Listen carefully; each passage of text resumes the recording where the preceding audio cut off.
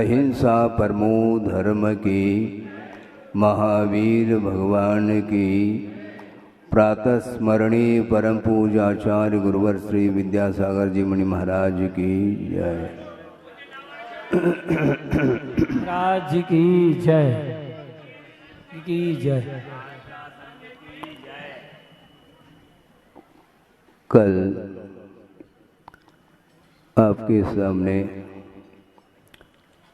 विषय रखा गया था, उसी विषय को थोड़ा सा और आगे बढ़ाने का मन हुआ है। विषय ये था कि कर्मों का आश्रय जो हो रहा है उसको रोकना है, उसका निरोध करना है, और निरोध करने के लिए विभिन्न प्रकार के साधन आगम के माध्यम से उपलब्ध हो सकते हैं। और उसमें एक अनुप्रेक्षा को प्रासंगिकता देते हुए कल विषय रखा था। उसी विषय को गुरुदेव ने समय समय पर जो दिया है उसी को हम स्मरण में लाने का पुरुषार्थ करेंगे। उन्होंने एक बार नहीं कई बार प्रसंग उन्होंने बनाया है कि चिंतन जो होता है वह द्रव्य का भी चिंतन होता है और पर्यायों को भी विषय बना करके चिंतन किया जा सकता है, जिसके माध्यम से संवर होता है। बहुत अनोखी बात उन्होंने ये कही है कि द्रव्य का चिंतन करने से भीति समाप्त होती है और पर्याय का चिंतन करने से वैराग्य उत्पन्न होता है। आप क्या चाहते हैं? भीति से ऊपर उठना चाहते हैं और भीति से ऊपर उठना चाहते हैं तो आप किसका सहारा लेते हैं? समझने के लिए सामने व्याघ्र आ गया अथवा एक बहुत बड़ा विशाल अजगर जिसको बोलते हैं, अगर इस सभा में अजगर आ जाए और व्याघ्र उपस्थित हो जाए तो निश्चित रूप से भय की उदीरना होगी। लेकिन ध्यान देने की बात यह है, चाहे हम हो चाहे आप हो, हम व्याघ्र से डरते हैं, सर्पादिक से डरते हैं। क्यों डरते हैं? इसके पीछे तथ्य ये है कि हमें मृत्यु से भीति है। मृत्यु से भीति होने के कारण उस व्याघ्र से अजगरादिक जो क्रूर स्वभाव वाले जो तिर्यंश हैं उनसे अपने आप को बचाने का पुरुषार्थ करते हैं। और जिसे मृत्यु से कोई भय नहीं है तो सामने भी बैठे, पीछे भी बैठे, आगे भी बैठे, उसके बीच में ही वो बैठेंगे और शांत भाव के साथ द्रव्य का चिंतन करेंगे। सोचो, विचार करो, गुरुदेव भी चिंतन करते हैं और हम और आप भी चिंतन करते हैं। इसको प्रयोगात्मक चिंतन करो, भीति समाप्त होगी। उन्होंने एक दोहा लिखा है, सामने रख रहा हूं, शायद सबको कंठस्थ हो सकता है प्राय करके, कि अंत किसी का कब हुआ, अंत किसी का कब हुआ, अनंत सब हे संत। संत के लिए संबोधित कर रहे हैं। अंत किसी का कब हुआ, अनंत सब हे संत, पर सब मिटता सा लगे, पतझड़ पुनः वसंत। है कवि की भाषा में बोल रहा हूं, क्योंकि उनकी भी शैली ऐसी है तो उनको भी थोड़ा सा आनंद हुआ। अंत किसी का कब हुआ, मतलब द्रव्य की ओर दृष्टि रखने से ये बात सामने आती है, किसी भी पदार्थ का अंत नहीं हो सकता। द्रव्य अविनश्वर है और उसका अंत नहीं होगा, चाहे वह चेतन रूप वस्तु हो, चाहे अचेतनात्मक हो, मूर्तात्मक पदार्थ हो, किंतु पदार्थ का कभी भी व्यय नहीं होता। न पदार्थ की उत्पत्ति होती है, न पदार्थ का विनाश होता है। यदि विनाश और उत्पत्ति यदि होती भी है तो पर्याय की विवक्षा में ही पदार्थ विनाश को प्राप्त हो रहा है और उसकी उत्पत्ति हो रही है, ऐसा कथन सामने आता है। इसलिए भय से ऊपर उठना चाहो तो सर्वप्रथम द्रव्य का चिंतन करो, स्वभाव का चिंतन करो। और स्वभाव का अर्थ क्या होता है? अपना भाव, स्व का भाव तो स्वभाव। ऐसा नहीं, प्रत्येक पदार्थ का अपना अपना स्वभाव है, उसका चिंतन करो तो निश्चित रूप से कोई भी आकर्षण विकर्षण सब समाप्त होगा, भीति उत्पन्न नहीं होगी। संसारी प्राणी मरण से डर उसे है, बार बार इहलोक भय, परलोक भय, अत्राण भय, अगुप्ती भय, आकस्मिक भय, वेदना भय, न जाने और कितने कितने हैं, 7 प्रकार के भय हैं। बहुत अच्छा प्रसंग आपके सामने रख रहा हूँ। संघ को आचार्य महाराज पढ़ा रहे थे, स्वाध्याय करा रहे थे। उस समय प्रसंग भय को लेकर के आया। उन्होंने पूछा, क्यों, कितने प्रकार के भय होते हैं? तो एक महाराज ने कहा कि महाराज 8 प्रकार के भय होते हैं। तो आचार्य महाराज ने सोचा, अभी तक तो हमने यही पढ़ाया है आगम के माध्यम से, 7 प्रकार के भय होते हैं, 8वां भय कौन सा? महाराज ये 7 प्रकार के भय तो सबको ज्ञात है, 8वां भय वह है जो आपसे डर भीति उत्पन्न होती है, आपसे भीति उत्पन्न होती है। तो उस समय गुरुदेव ने कहा, मुझसे क्यों डरते हो? है? मुझसे क्यों डरते? तुम पाप से डरो। हाँ, पाप भीरू होना चाहिए श्रमण के लिए, डरपोक नहीं है श्रमण। महाराज डर रहा है, वो पाप से डर रहा है, संसार से डर रहा है। और डरना चाहिए, जिसको पाप से भीति नहीं है वो कभी भी कर्म बंध से मुक्त नहीं हो सकता। संसारी प्राणी नरक जाने से डरता है, किंतु नरक के लिए कारणभूत जो सामग्री है उससे बचना नहीं चाहता। साउथ के कुछ लोग सज्जन आए थे, बहुत पुरानी बात कह रहा हूँ, सन 87 की बात है। आचार्य महाराज का चातुर्मास तोवंजी में हुआ और चतुर्वेद संघ के साथ हुआ। उस समय अपराह्न वेला में आचार्य भक्ति संपन्न हुई और मेरे पास एक सज्जन आए, वो साउथ के थे, मैं जानता था। और उन्होंने हाथ जोड़ करके निवेदन किया कि महाराज मुझे डर लगता है। किससे? किससे डर लगता है? बोलो। नहीं, मुझे डर लगता है महाराज। किससे? महाराज मैं स्वाध्याय करने से मुझे डर लगता है। तो हमने क्यों? महाराज स्वाध्याय उस शास्त्र में इस प्रकार के परिणाम करने से नरकायु का बंध होता है, ऐसे परिणाम करने से तिर्यंचायु का बंध होता है, इस प्रकार के विभिन्न प्रकार के परिणाम करने से अनेक प्रकार के कर्मों का बंध होता है। यह चर्चा आगम में मिलती है, इसलिए मुझे डर लगता है। तुम नरक जाने से क्यों डरते हो? नरक के लिए जो कारण है उनसे बचो। कारण से बचोगे तो निश्चित रूप से कार्य से बच जाएंगे आप।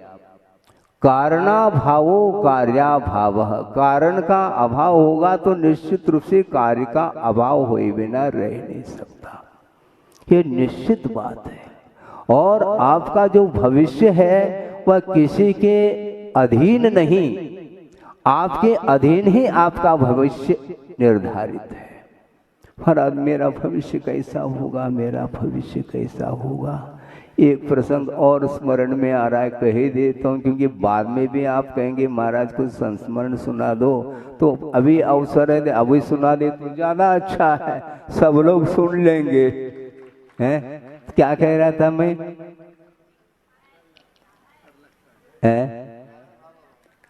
नहीं, बहुत अच्छा, हमें याद आ गया, आपको नहीं आएगा। कि महाराज हमने सुना है, और एक व्यक्ति से नहीं अनेकों व्यक्तियों से प्राय करके सभी के मुख से हमने ये सुना है कि महाराज आप भविष्य जानते हैं, सच है क्या? तो इसमें क्या संदेह क्यों रखते हो? तो अच्छा महाराज आप हस्तरेखा जानते हैं, हस्तरेखा देखने की क्या आवश्यकता है? फिर कैसे जानते हैं महाराज सबका भविष्य? बहुत सरल रूप से मैं जानता हूँ, मान लो कोई एक व्यक्ति चोरी कर रहा है तो उसका भविष्य जेल होना है, ये पक्की बात है, इसी का नाम तो भविष्य है। जो जैसा करता है उसका निश्चित रूप से फल मिलता है, कारण सदृशम कार्यम इसी का नाम है। आपके अंदर यदि पवित्र परिणाम है उसका कार्य भी पवित्रतम ही होगा, और आपके भीतर यदि कलुषता रहेगी निश्चित रूप से वह पतन के लिए कारण है। ये आगम का वाक्य है, ये गुरुदेव ने कहा, ये ध्यान रखिए। मैं बार बार इसलिए रिपीट करता हूँ कहीं आपको ऐसा लगे कि हम महाराज अपने मनगढ़ंत बात कर रहे हैं। हाँ, कई लोग मनगढ़ंत भी करते हैं और गढ़ंत का त्याग भी करते हैं।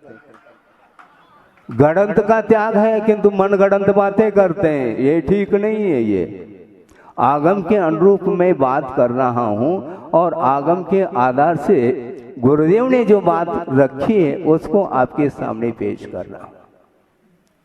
उन्होंने ये कहा कि भविष्य किसी दूसरे के आश्रित नहीं, अपने परिणामों के आश्रित ही अपना भविष्य टिका हुआ है। इसलिए आपका भविष्य यदि उज्जवल होगा तो आपका वर्तमान यदि उज्जवल है तो निश्चित रूप से निस्संदेह रूप से भविष्य आपका उज्जवल होगा। और वर्तमान यदि मान लो आपका उज्जवल नहीं है तो भविष्य आप अपेक्षा नहीं रख सकते मेरा भविष्य उज्जवल हो। इसलिए प्रकरण ये था कल कर्मों का आश्रव। बहुत अच्छा विषय है कि संवर करने के लिए विभिन्न प्रकार के साधन हैं, उसमें अनुप्रेक्षा बहुत एक अच्छा महत्वपूर्ण साधन है, क्योंकि अनुप्रेक्षा के माध्यम से ही हम गुप्ति तक भी पहुंच सकते हैं, ऐसा गुरुदेव का कहना है। मान लो ध्यान लग नहीं रहा है, एकाग्रता नहीं बन रही है, कोई बाधा नहीं, परिवर्तन चाहते हैं आप, कोई बाधा नहीं, और उसमें परिवर्तन करते रहो अनुप्रेक्षा के माध्यम से, कभी अनुप्रेक्षा, कभी आचरण, कभी और इस प्रकार भिन्न भिन्न जो भावनाएं हैं, षोडश कारण भावनाएं हैं, 12 भावना है, मेरी भावनाएं और भी बहुत सारे भावनाएं हो सकती हैं। तो उनका आधार आलम्बन लेकर के हम अपने परिणामों को पवित्र बना सकते हैं, जिसके माध्यम से कर्मों का आश्रव रुकता है। और कर्मों का निरोध, आश्रव का निरोध करना है तो उनका कहना है द्रव्य का चिंतन करो तो भीति समाप्त होगी, और पर्याय का चिंतन करेंगे तो वह नश्वरता क्या है आपके सामने आ सकती है। पर्याय चाहे स्वाभाविक पर्याय हो चाहे वैभाविक पर्याय हो, पर्याय तो नश्वर ही होती है। महाराज फिर सिद्ध परमेष्ठी बनने के बाद भी फिर नश्वरता, हाँ बोले इसमें क्या दिक्कत, क्योंकि वो भी तो एक द्रव्य है, और द्रव्य है तो उत्पाद वे द्रव्य एकदम सत द्रव्य से लक्षणम ये कहा है, तो वहां पर भी परिणमन होगा।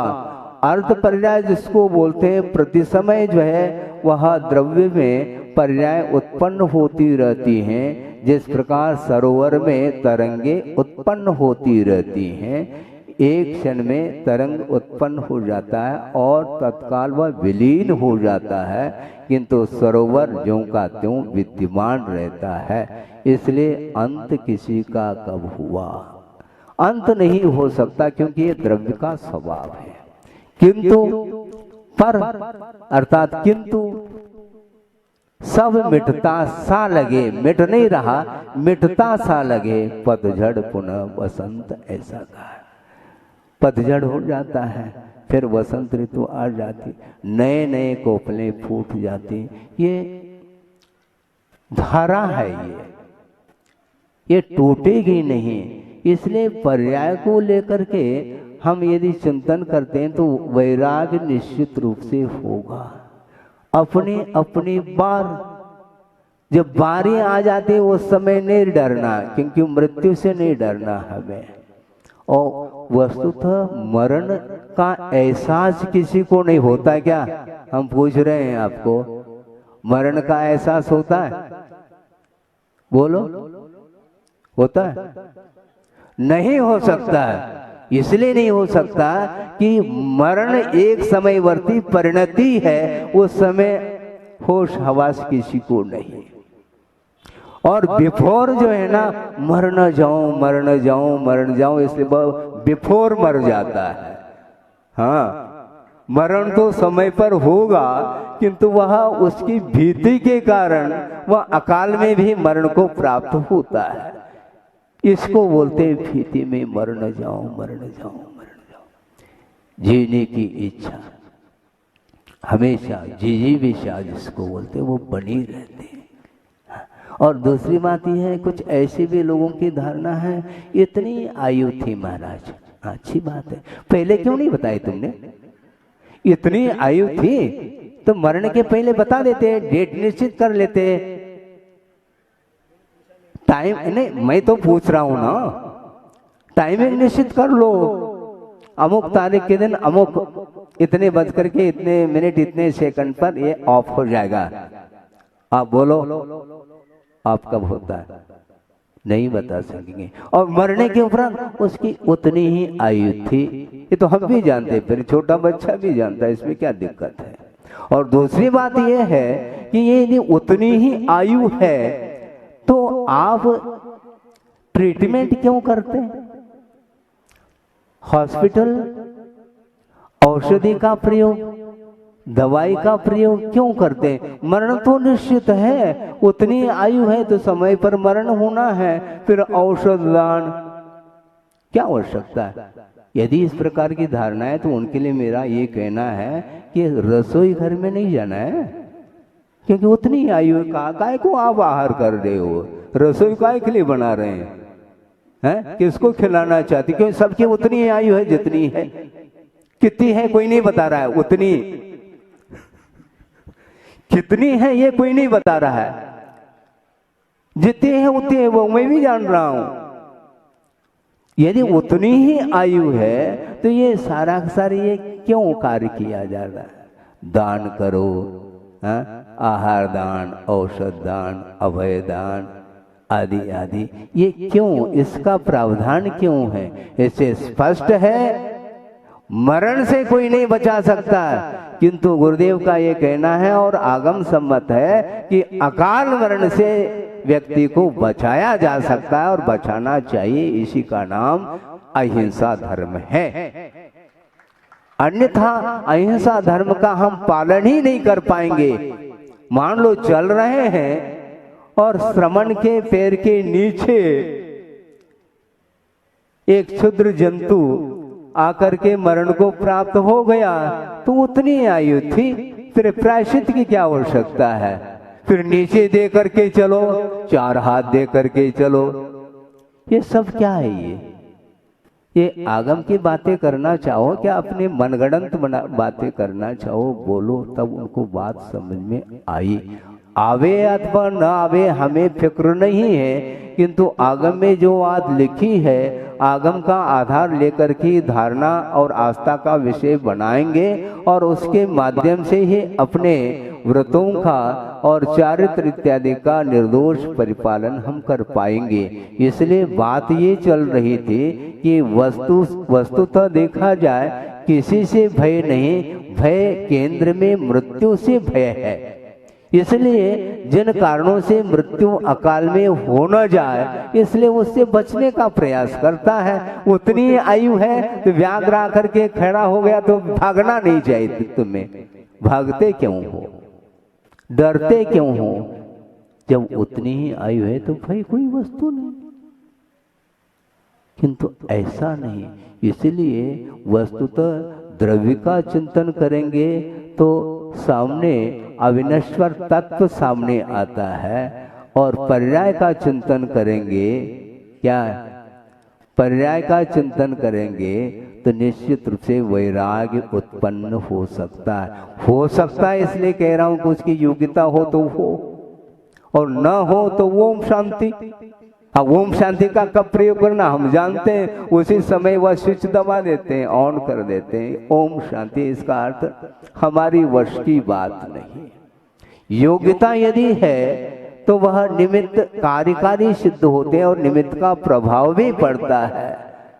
निमित्त प्रभावक है ये तब कहा जा सकता है उसके अंदर योग्यता हो, क्योंकि सामने तीर्थंकर विद्यमान थे, इसके उपरांत भी मारीची को समझा नहीं पाए, क्योंकि योग्योपादान योगिनो दृषद स्वर्णता मता, ये नहीं जानते है क्या? नहीं, बिल्कुल आगमिक विषय है ये। इसलिए हमें किसी को आग्रह नहीं करना। गुरुदेव का, मैं बार बार गुरुदेव को स्मरण में ला रहा हूं, क्योंकि गुरुदेव की वाणी के ऊपर किसी की अनास्था ना हो, इसलिए उनको स्मरण में ला रहा हूं। ये गुरुदेव का बार बार संकेत है। हम किसी को आग्रह नहीं कर सकते, अनुग्रह कर सकते यदि वो चाहे, पक्की बात है। आपने दुकान खोली, अब दुकान खोलना ये तो आपके अधीन है, किंतु ग्राहक आकर के वस्तु को ले, ये दुकानदार के अधीन है क्या? नहीं, कतई नहीं। वह स्वतंत्र है, लेना चाहे तो लेगा, पसंद आए तो लेगा, नहीं पसंद आए तो नहीं लेगा, इसमें क्या दिक्कत है? इसलिए भगवान का कहना है, उनकी आज्ञा है और गुरुओं की भी यही आज्ञा है, जो सामने आकर के मोक्षु भव्य जीव अपनी उत्कंठा, हाँ, उसकी कितनी है, और वो अपने भाव व्यक्त करे और विनीत भाव के साथ और सच्चे देव शास्त्र गुरु के प्रति बहुमान रखते हुए, हे भगवान हमारे लिए रास्ता प्रशस्त करो, इस प्रकार बार बार उसके मन से यह शब्द निकल रहे हैं, तो निश्चित रूप से समझ लेना कि वह कल्याण करना चाहता है। उसकी भूख है और प्यास है, और जिसकी भूख और प्यास है तो बुझा सकते हैं, और भूख और प्यास नहीं है और बिल्कुल घड़ा सामने रखा हुआ है, घड़ा सामने है, पीने वाला हो तो उसको उस जल की उपयोगिता है, उसकी यूटिलिटी, हाँ, और कोई अंतर नहीं, केवल भाषांतर है उससे। हाँ, यूटिलिटी करनी चाहिए, वो बहुत बड़ा वो आ गया, क्या है अर्थ तो वही है, उपयोगिता, लेकिन इससे व्यक्ति प्रभावित होता है। आज वर्तमान में ये स्थिति है, कौन कितना किसको प्रभावित कर रहा है, इसके ऊपर यह आकलन चल रहा है। भावों की ओर दृष्टि किसी की नहीं है। शब्द एकमात्र भावों तक तो पहुंचाने के लिए एक माध्यम है। किसी भी भाषा का आलम्बन लेकर के वस्तु तत्व को समझना है तो समझ सकते हैं। तो मैं ये कह रहा था, हम आग्रह नहीं कर सकते, अनुग्रह कर सकते, और अनुप्रेक्षा का आधार लेकर के, सुनिए, हाँ, अनुप्रेक्षा का आधार लेकर के ही हम वस्तु तत्व का चिंतन कर सकते हैं सही सही। हम अपने तरफ से कोई भी छोंक नहीं लगाएंगे, अपने तरफ से उसको रोटी को चुपड़ेंगे नहीं घी से। हाँ। हम क्यों चुपड़े? चुपड़ी हुई, वो रोटी बनने के पहले चुपड़ी है क्या? बनने के बाद इसका आता आपने चुपड़ लिया उसको। मैं इस प्रकार चुपड़ना नहीं चाहता। हाँ, ओरिजिनल जो वस्तु है उसका वर्णन हम करना चाहते हैं, अतिरिक्त कुछ भी हम नहीं कहना चाहते हैं, क्योंकि यह भी आगम है अन्यून मनतिरिक्तम। न न्यूनता को लेकर के न अतिरिक्तता को लेकर के आगम इससे दूर है। याथा तथ्यम विनाश विपरीता, ऐसा कहा है। इसलिए जिसका जैसा स्वरूप है उसका वर्णन, उसका प्रतिपादन आगम ग्रंथों में स्पष्ट रूप से मिलता है। उसके प्रति आस्था रखते हुए और आस्था को मजबूत करते हुए आप चलेंगे तो निश्चित रूप से आप चारित्र के क्षेत्र में कदम रख सकते हैं। इसलिए चारित्र से भी मैं महत्वपूर्ण सम्यक्त को मानता हूं। इसलिए मानता हूं मोक्ष मार्ग की प्रथम सीढ़ी या विज्ञान चरित्रा। तो इसका अर्थ ये नहीं समझना पहले हम अपने जीवन में सम्मेलन प्राप्त कर लेंगे, अगले जीवन में देख लेंगे आगे होशी। ये यदि कहेगी तो मुश्किल हो जाएगा। ऐसा नहीं, एक साथ भी रत्नत्रय की उत्पत्ति हो सकती है और क्रम से भी हो सकता है, किंतु सम्यक दर्शन सम्यक ज्ञान युगपथ है। उसके पश्चात चारित्र भी उत्पन्न हो सकता है अथवा साथ साथ भी हो सकता है। इसलिए चारित्र के क्षेत्र में कदम बढ़ाना चाहो तो चारित्र से भी मैं महत्वपूर्ण सम्यक को देता हूँ, क्योंकि सम्यक दर्शन यदि सक्रिय नहीं हो पाएगा तो निश्चित रूप से चारित्र आपका बहुत, चारित्र में निर्मलता आस्था के ऊपर है। सक्रिय सम्यक दर्शन क्या है महाराज, उसको भी समझ लो, सोच लो।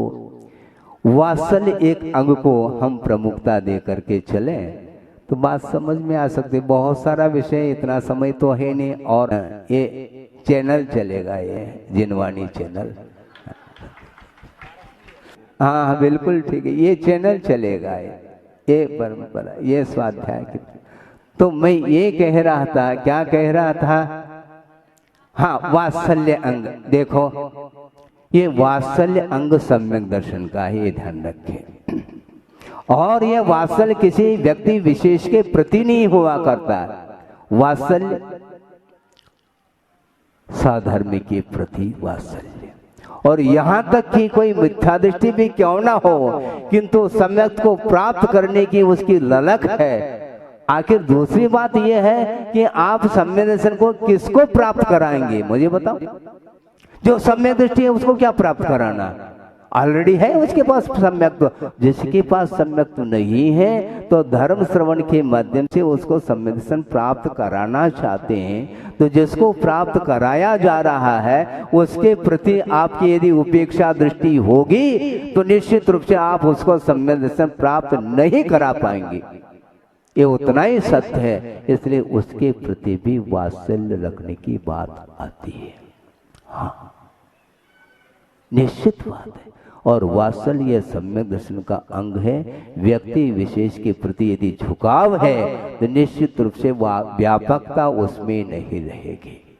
दूसरी बात, वात्सल्य और स्नेह है, इन दोनों में फर्क क्या है, अंतर क्या है, इसको भी हमें संक्षेप से समझना है। प्रमाद का यह भेद है स्नेह, और वात्सल्य सम्यक दर्शन का अंग है। और स्नेह के कारण व्यक्ति विशेष के प्रति झुकाव वह चिपक जाता है। उसके अंदर गुण हो अथवा न हो इसका कोई ख्याल नहीं रखता, किंतु वह चिपक जाता है। और सबसे बड़ा उदाहरण तो बड़ा उदाहरण ये दे रहा हूं कि लक्ष्मण के प्रति वात्सल्य नहीं था, स्नेह था। समझ रहे? वो क्षायिक सम्य दृष्टि है, इसके उपरांत भी वात्सल्य यदि होना है तो केवल लक्ष्मण के प्रति क्यों, अन्य लोगों के प्रति भी तो उतना गाढ़ स्नेह होना चाहिए, नहीं हो सकता। ये असंयम की भूमिका में इस प्रकार वह प्रमाद बढ़ता चला जाता है। इसलिए प्रमाद हमारे लिए अभिशाप सिद्ध होता है और वात्सल्य हमारे लिए वरदान सिद्ध होता है। वात्सल्य के माध्यम से ही प्रभावना होने वाली है, और वात्सल्य नहीं है तो कौन सी प्रभावना, मुझे बता दो। केवल प्रवचन देने का नाम थोड़ी प्रभावना है, नहीं।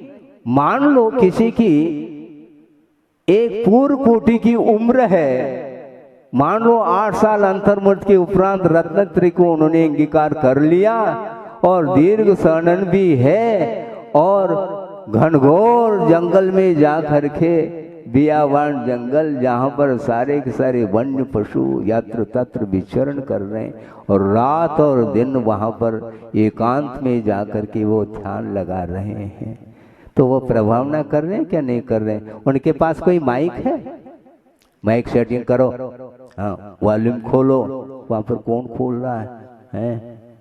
प्रभावना वो कर रहे हैं क्या नहीं? तो किसका नाम प्रभावना है? हाँ, जन शासन की प्रभावना, अपनी प्रभावना नहीं, ये ध्यान रखो। जिन शासन प्रकाश सात प्रभावना, हाँ वो अलग है। हाँ, प्रभावना जिन शासन की है, अपनी नहीं, अपनी तुम्हारी नहीं, जिन शासन की प्रभावना। इस प्रकार निरंतर जो आत्मकल्याण में रत है, किसी के साथ उसका कोई परिचय नहीं। आहार करने के लिए मान लो आ भी गए, और आहार लेकर के संपन्न करके पुनः कोई नए स्थान को चुन करके और वहां पर जाकर के पुनः ध्यानस्थ हो गए। किसके साथ परिचय है उनका? है कोई परिचय नहीं, कुछ नहीं। फिर वो विश्व का कल्याण नहीं चाहते हैं क्या? कल्याण होता किससे? इसको गौर करने की आवश्यकता। कल्याण वस्तुतः पवित्र भावनाओं के माध्यम से ही कल्याण होता है। हाँ, पवित्र भाव नहीं है तो हम कल्याण कर नहीं सकते, और हमारे भीतर पवित्र भाव होने के उपरांत भी जिसका कल्याण होना है उसके भीतर भी पवित्र भाव होंगे। इसलिए वस्तुतः वात्सल्य अंग को पुष्ट करने की आवश्यकता है, जिसका नाम सक्रिय सम्यक दर्शन है। ये सबके लिए कह रहे हैं गुरुदेव, पर्टिकुलर उसमें मैं भी बैठा, मैं अलग से थोड़ा ही। हाँ बिल्कुल, मैं भी श्रोता हूं, मैं श्रोता थोड़ी हूं, मैं भी श्रोता हूं। उनके एक एक अक्षर, एक एक शब्द हमारे लिए आत्मसात करने योग्य हैं। इसलिए आस्था के साथ उनकी वाणी को हम ग्रहण करेंगे और वात्सल्य भाव को बढ़ाते चले जाएं, आत्मीयता परस्पर में बढ़ती चली जाए, सौहार्दपूर्ण व्यवहार बढ़ता चला जाए, तो निश्चित रूप से अल्प भी ज्ञान रखो, हमें कोई चिंता नहीं। प्रभावना निरंतर गुरुदेव की प्रभावना होती रहेगी। ये आशय मेरा जो वक्तव्य, उसमें ये आशय संवर को केंद्र में रख के आपके सामने विषय रखा है। आगे जो भी अवशिष्ट विषय है वह समय पर रखा जाएगा। अहिंसा परमो धर्म की जय। आचार्य कुंद कुंद देव, जिन्होंने अध्यात्म ग्रंथों की रचना की है और उन ग्रंथों में समय सार, प्रवचन सार, पंचास्तिकाय, अष्टपाउड, ये मुख्य रूप से ग्रंथ हैं। द्वादशान प्रेक्षा भी एक ग्रंथ है। इन अध्यात्म ग्रंथों की रचना उन्होंने प्राकृत में निबद्ध किया है और उन ग्रंथों पर विभिन्न आचार्यों के माध्यम से टीकाएं लिखी गई हैं और उसमें अमरचंद सूरी हुए हैं, उन्होंने भी टीका की है और भी उत्तरवर्ती आचार्यों ने टीकाएं की हैं। और अमरचंद सूरी ने एक स्वतंत्र ग्रंथ भी उनका उपलब्ध होता है, कई हो सकते हैं। उसमें एक पुरुषार्थ सिद्धि उपाय नाम का ग्रंथ है। जैसे रत्नकंडक श्रावकाचार आचार्य समदभद्र स्वामी का है, उसी प्रकार श्रावकाचार का वर्णन करने वाला वह भी एक ग्रंथ स्वतंत्र रूप से है। उसमें मंगलाचरण उन्होंने किया है, उसको प्रासंगिक बनाते हुए जो भी विषय सामने आएगा वह देने का प्रयास हम करेंगे। तज्जयति परम ज्योति समम समस्तैरनंत पर्यायै दर्पण तल इव सकला प्रतिफलति पदार्थ मालिका यत्र यत्र ज्योतिषी, जिस केवल ज्ञान रूपी ज्योति में सकला पदार्थ मालिका प्रतिफलति समस्तै अनंत पर्यायै सार्धम समम वा, समस्त अनंत पर्यायों के साथ समस्त पदार्थ प्रतिफलित होते हैं, प्रतिबिंबित होते हैं। कहाँ पर? केवल ज्ञान रूपी ज्योति में प्रकाशित होते हैं। उस ज्योति के लिए उन्होंने वह ज्योति जयवंत रहे, ऐसा उन्होंने मंगलाचरण में भाव व्यक्त किए हैं। बहुत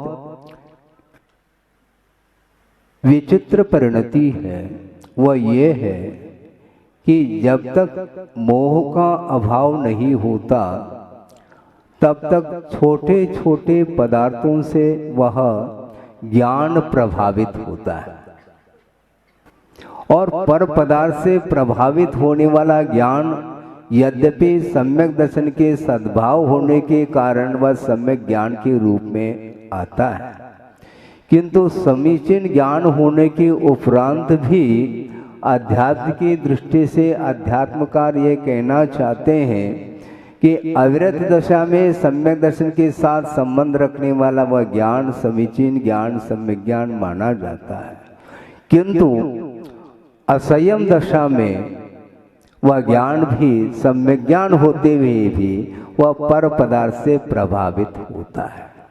और जब तक पर पदार्थ से प्रभावित वह ज्ञान हो रहा है तो वह ज्ञान मोह से प्रभावित है, ऐसा कहने में कोई भी आगम से बाधा नहीं आती। आप पदार्थ को जानते हैं? बोलिए। आप कहेंगे सब लोग, महाराज मैं जानता हूं। आप नहीं जानते, आप जान नहीं सकते, क्योंकि जानने का आशय यहाँ पर यह है कि इष्टानिष्ट की परिकल्पना नहीं करते हुए बिना किसी स्वामित्व भाव के पदार्थ को जो जाना जाता है वह वस्तुतः सम्यक ज्ञान की कोटि में आता है। यह अध्यात्म की दृष्टि में बहुत अच्छा प्रसंग आपके पुण्य के उदय से समझ लो, निमित्त से स्मरण में आ रहा है। आचार्य ज्ञान सागर जी महाराज तत्व चर्चा कर रहे हैं और वहीं समीप में ही आचार्य गुरुदेव भी बैठे थे और उन्होंने ही यह प्रसंग हम लोगों के सामने सुनाया, रखा उस प्रसंग को।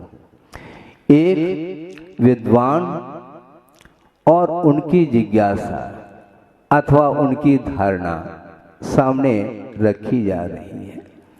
ज्ञान सागर जी महाराज के सामने उन्होंने कहा कि महाराज आपकी धारणा क्या है, किस विषय में, किस विषय में? तो उन्होंने ये कहा कि महाराज सम्यक दृष्टि के दृष्टि में कर्तृत्व, भोक्तृत्व और स्वामित्व भाव रह सकता है क्या? तो उन्होंने ये कहा कि मैं तो बाद में कहूँगा अपनी धारणा क्या है, तुम्हारी धारणा क्या है ये पहले सामने रखो। महाराज मेरी धारणा तो यही है कि सम्यक दृष्टि के दृष्टि में कर्तृत्व बुद्धि का अभाव है, स्वामित्व बुद्धि का भी, भोक्तृत्व बुद्धि का भी अभाव है। अभाव है, अच्छी बात है। आप यहाँ पर आए हो, दूर से आए ना? हाँ महाराज दूर से आया हूँ। तो घर को ताला लगा करके आए क्या वैसे आए? नहीं महाराज हम तो ताला लगा करके आया हूँ। अच्छा तो आप सम्यक दृष्टि तो हो? हाँ मैं हूँ महाराज। ताला क्यों लगाया? ताला क्यों लगाया? अलीगढ़ कंपनी का आचार्य महाराज बार बार कहते हैं, अलीगढ़ कंपनी का ताला आपने दुकान के लिए क्यों लगाया मुझे बताओ।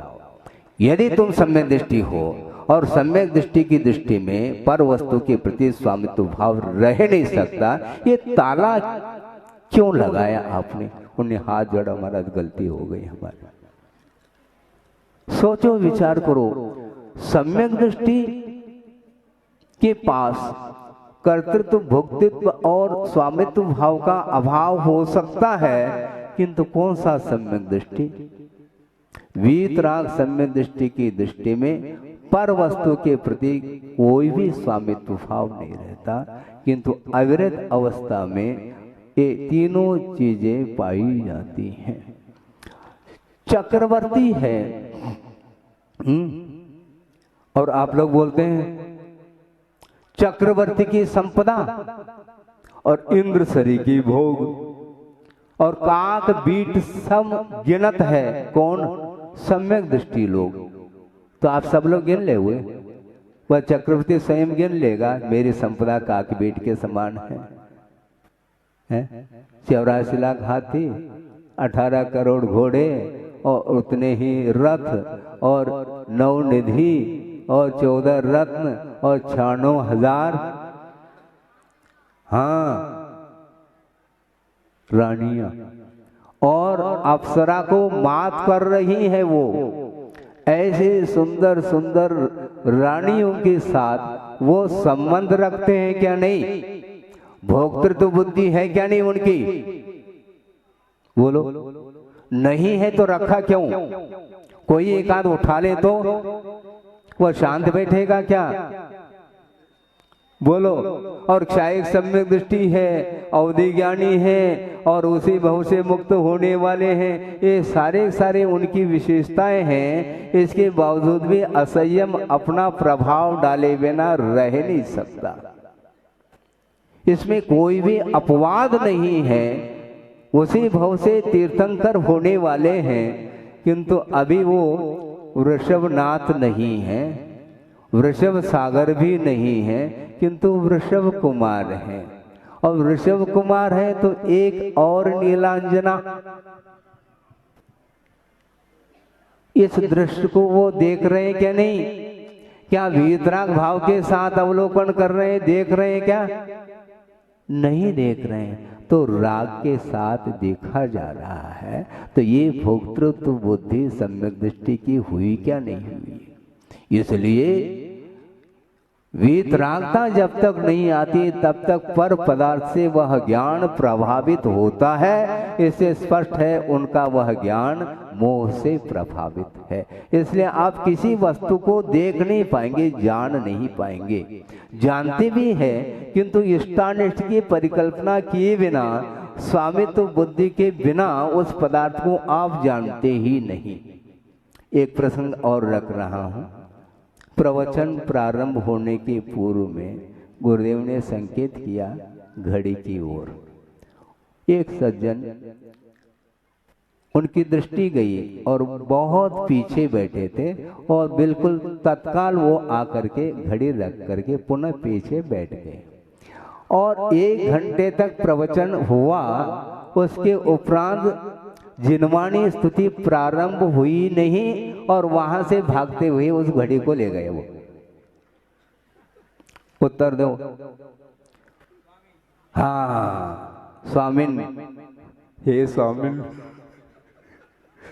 क्या है ये?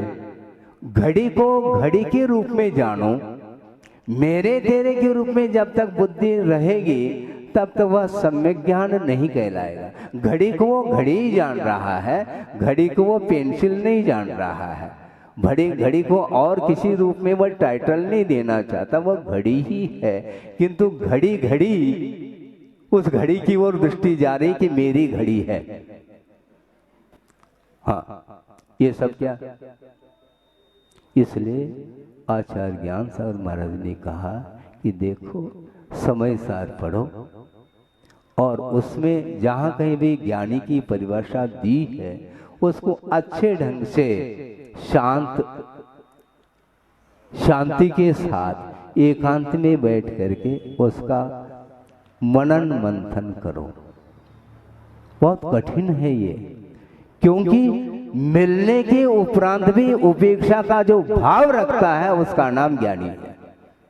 मुझे मिल जाए इस प्रकार की भावना रखने वाला वह सम्यक दृष्टि हो सकता है, किंतु उसका वह ज्ञान सम्यक ज्ञान हो करके भी अध्यात्म दृष्टि में जिसको सम्यक ज्ञान अथवा ज्ञानी संज्ञा दी जा रही है वो उसके साथ उसकी कोई तुलना नहीं की जा सकती। ना भूत की स्मृति, अनागत की अपेक्षा, भोगोपभोग, मिलने पर भी उपेक्षा, नहीं मिलने पर तो कोई भी उपेक्षा कर लेगा, वो मिलना ही नहीं तो काय को। अब संतोष धारण करते हैं हम, अच्छा है? नहीं मिल रहे इसलिए संतोष, और मिल जाए तो वंस मोर, हाँ और मिल जाए ये भाव है भीतर। तो ऐसी स्थिति में ये इच्छा है क्या नहीं, और जिसके अंदर पर वस्तु के प्रति इच्छा जागृत हो रही है वह ज्ञानी नहीं हो सकता। भोगोपभोग मिलने पर भी उपेक्षा, ज्ञानी जिन्हें विषय तो विष दिखते हैं, ज्ञानी वह है जिसके सामने विषय विष के रूप में प्रतीति में आ रहे हैं, वो ज्ञानी है। और आगे की पंक्ति, वैराग्य पाठ उनसे हम सीखते हैं। ज्ञानी से वैराग्य पाठ मिलता है, असंयमियों से वैराग्य पाठ नहीं मिलता, ये ध्यान रखो। असंयमियों से वैराग्य पाठ नहीं मिलता, वैराग्य पाठ ज्ञानियों से मिलता है। सम्यक दर्शन अलग वस्तु और उसके साथ संबंध रखने वाला सम्यक ज्ञान अलग वस्तु, किंतु संयम के साथ वीतराग सम्यक दर्शन के साथ संबंध रखने वाला जो ज्ञान है वही वस्तुतः केवल ज्ञान को उत्पन्न करने में समर्थभूत होता है। सोचो, तब उनको बात समझ में आ गई पंडित जी को, महाराज हम बहुत भूल में थे। अच्छा, आप भी भूल में, और विद्वान होकर के भूल में है? होता ऐसा ही। सोचो, विचार करो, स्वामित्व भाव बहुत कठिन है। मैं और मेरा, तव मम, इस प्रकार की जो ज्ञान की परिणति है वह वस्तुतः परिग्रह, उसी को बोलते हैं, मूर्छा है वो। हाँ, मूर्छा परिग्रह और प्रमत्त योगात ये विशेषण भी जुड़ा है। वस्तु को जानना हानिकारक नहीं, किंतु वस्तु के साथ जो राग का संबंध है उससे बंद होता है। इस प्रकार स्वयं कुंद देव कह रहे, रथो बंद कम, ज्ञान से बंद नहीं। यदि ज्ञान से बंद होने लग जाए तो उस केवल ज्ञान रूपी दर्पण में पूरा विश्व जो है अवतरित हो रहा है, तो सबसे ज्यादा बंद केवली भगवान को होना चाहिए। इस प्रकार बार बार गुरुदेव का कहना है। क्यों नहीं हो रहा उनको बंद? उनके केवल ज्ञान में स्वर्गीय दृश्य भी आ रहा है, नारकी दृश्य भी आ रहा है। चतुर्गति में रहने वाला जो भी परिणमन है वो सारा सारा उनके सामने स्पष्ट झलक रहा है। इसके बावजूद भी उन्हें किसी भी पदार्थ को लेकर के न विषाद का अनुभव है, न हर्ष का अनुभव है, न कोई स्वामित्व का अनुभव है, कोई भी अनुभव नहीं। किसका अनुभव? निजानंद रसली, वो अपने आप में लीन है। जिसका ज्ञान ज्ञान में ही लीन हो जाए तो वही वस्तुतः ज्ञान माना जाता है, और वही ज्ञान केवल ज्ञान के लिए कारण सिद्ध होता है। और आप लोग कदम कदम पर अन्यथा नहीं लेना, किंतु कहना तो पड़ेगा, क्योंकि बिठाया क्यों फिर। उपदेश के लिए आप ही ने तो निवेदन किया महाराज, 2 शब्द 200 शब्द भी कह सकता हूं, सुनना है आपको। किसी भी प्रकार से कोई अन्यथा अर्थ नहीं लेना चाहिए। यथार्थ जो विषय है उसको रखने में कहीं भी कोई भी बाधा नहीं है। और ये आधुनिक युग चल रहा है। जब मैं आया उस समय इतनी आधुनिकता नहीं थी। उस समय पुराने जमाने में एक फोटो लेना होता तो उस समय की प्रक्रिया देख लो थोड़ा, किसी को भी ज्ञात नहीं है। किंतु आज जैसे आशीर्वाद दे रहे हो, ऐसा लगता है मोबाइल में, और उसके माध्यम से आप सोचो विचार करो, जो आपका जो वातावरण राग का वातावरण है वहां पर ये सारे क्रियाएं तो ठीक हैं, समर्थन नहीं कर रहा हूं, किंतु बिना समर्थन के गाड़ी चल रही है। किंतु धार्मिक सभा में आकर के भी आप इस प्रकार फोटो आदि लेना, ये सब करना, प्रभु के सामने भी एक रोचक प्रसंग आपके सामने रख रहा हूं। हमारे सामने वो घटना घटित हुई है, और प्रगान करके ले गए, और नवधा भक्ति पूर्वक सभी क्रियाएं संपन्न हो गई, और खड़ा हो गया आहार लेने के लिए, और अंजलि है, और देने वाला वो दे रहा है, किंतु उसका ग्रास अंजलि में करपात्र में ना आकर के इधर जा रहा था। मैंने सोचा कि कोई इनको चश्मा तो नहीं है क्या है, चश्मा भी नहीं पहना, कुछ भी नहीं पहना, हमने हो क्या रहा है। उधर देखा तो वहां पर फोटो, मतलब उधर दृष्टि है तो इधर जा रहा है हाथ। अब सोचो, मैंने देखा, ये देखो फंस गए, बच गए। यदि नीचे ग्रास गिर जाता है तो ओम शांति हो जाती, अंतराय हो जाता। इसको बोलते हैं कितनी आकुलता है।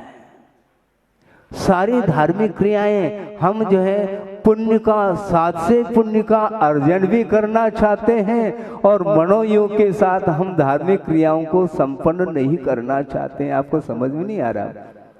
विषय समझ में आ रहा है कि नहीं? ऊपर तो नहीं जा रहा, भाषा समझ में आ रही है। भगवान के सामने भी यही, गुरु के सामने भी यही, शास्त्र सभा चल रही उस समय भी यही। तो आपका उपयोग प्रवचन में है कहां?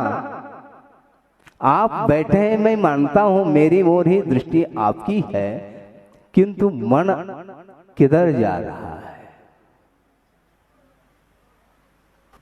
महाराज पूरा पूरा खोल रहे हैं, पोल खोल रहे हैं। आपने कह दिया पोल है तो खोलना क्या उसको, वो अपने आप ही पोल है। पोल को खोला थोड़ी जाता है, पोल को जाना, आप स्वयं ही पोल कह रहे हैं तो उसको खोलने की क्या आवश्यकता? महाराज पोल खोल रहे हैं, पोल क्या खोलना है ही पोल है, पहले से पोल है। तो इसीलिए वस्तु तो आत्मा की ओर दृष्टि नहीं जा पाती, इसलिए निरंतर कर्म अपना फल दे रहा है। क्योंकि जैसे आपके परिणाम रहेंगे उस परिणाम के अनुरूप वह फल मिलता है, और नए सिरे से कर्म का भी अर्जन होता है। उस ओर आपका ध्यान ही नहीं है। इसलिए ज्ञानी किसको बोलेंगे फिर? इस प्रकार की क्रिया करने वालों को हम ज्ञानी कह दें? हम अज्ञानी नहीं कहना चाहते हैं, क्योंकि अच्छा नहीं लगता।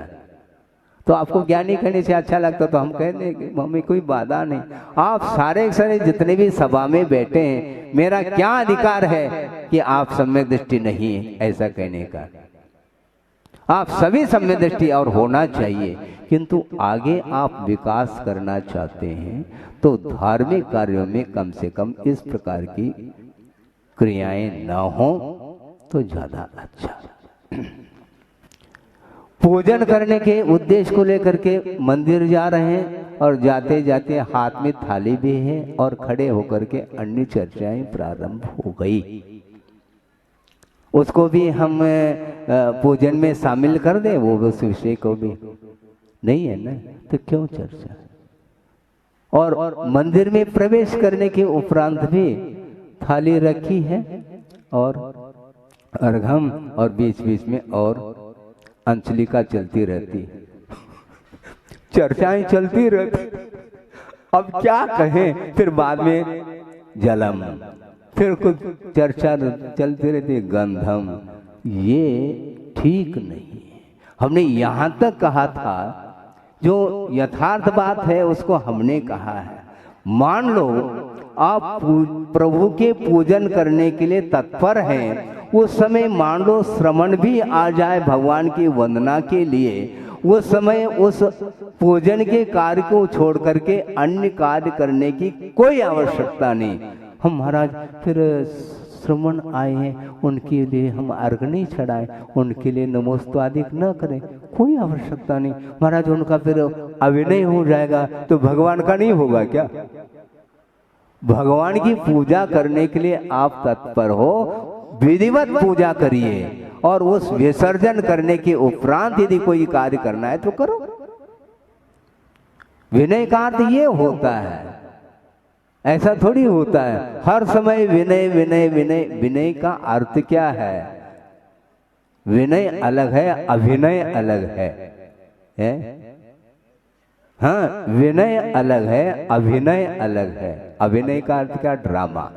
हमें ड्रामा नहीं करना, जो यथार्थ है उसको करिए, आप करना चाहिए। हमें प्रसंग आ गया इसलिए कह ही देता हूं, दोबारा कब प्रसंग आएगा? कल आएगा तो 9:30 तो बज गया है। मैं ये कहना चाहता हूं, आप विनय की बात करना चाहते, बहुत अच्छी बात है। मान लो मंदिर है और उसमें 3 खंड हैं। प्रथम खंड में भी श्री जी हैं, बीच में भी हैं और उसके ऊपर भी श्री जी विराजमान हैं, और ऊपर के खंड में मान लो एक श्रमण बैठे हैं, तो वो नीचे के खंड में जो श्री जी बैठे हैं उनका अभिनय हो जाएगा उस श्रमण के द्वारा, ऐसा मान लिया जाए। अथवा कोई श्रमण नहीं है और तीसरे खंड में आप दर्शन हेतु पहुंच गए हैं, तो निचले खंड में जो भगवान है, प्रभु है, उनका अभिनय आपके द्वारा हो रहा है। अभिनय बोलते किसको? शक्य का अनुष्ठान है, ये अभिनय नहीं है ये। और मान लो ये कहना चाहते हैं कि वेदी पर छोटे मोटे प्रतिमाएं कितनी हैं? 150 प्रतिमाएं हैं, तो सबके लिए अष्टमंगल द्रव्य से पूजन कायदे से तो करना चाहिए। एक मूल नाय की पूजा आपने कर ली और जितने भी भगवान हैं 150, और उनके लिए सामूहिक रूप से आपने वंदना कर ली, तो आपने कोई अभिनय किया है क्या? सबकी पूजा कर लो, सबका अभिषेक कर लो, सबके सामने कायसर कर लो, तो इतना समय हो तो कर लो। नहीं करते हैं तो इसमें अभिनय का भाव नहीं। तो उसी प्रकार मेरा ये कहना है, श्रवण भी आ जाए तो भी आप भगवान की पूजन करने के लिए बैठे हैं तो विधिवत पूजन करिए। प्रत्येक क्षेत्र में विधि को भूलना नहीं चाहिए। विधिवत करो, रुचिवत नहीं करो। क्या? अपने रुचि के अनुरूप नहीं, विधिवत करो। तो इसी प्रकार हाँ, विधिवत करिए आप। इसलिए धार्मिक क्रियाओं को संपन्न करने के लिए अपने को, परिणामों को पवित्र रखना चाहिए। अन्य कोई भी सांसारिक विकल्प उतने क्षण के लिए तो नहीं आना चाहिए। लेकिन ये होता नहीं, फोटो चल रहे हैं और भी बातें चल रही हैं, ये सब हो रहा है। इसलिए ज्ञानी किसको बोलते हैं, इसका विषय आपके सामने दिया है और बहुत सारा इसका विस्तार किया जा सकता है, समय पर करेंगे। समय आपका हो गया है, इतना ही पर्याप्त समझता हूँ। अहिंसा परमो धर्म की जय।